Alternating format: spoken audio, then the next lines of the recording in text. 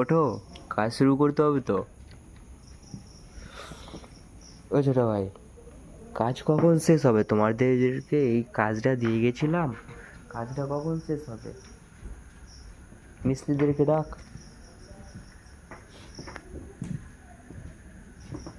ওই মিস্ত্রি, ওঠো, কাজটা শুরু করো, কাজটা শেষ করতে হবে তো। ঘুমালে চলবে? কাজটা আমি দিয়ে গেছিলাম এদেরকে, এটি একটি বিজনেস এক্সিবিশন।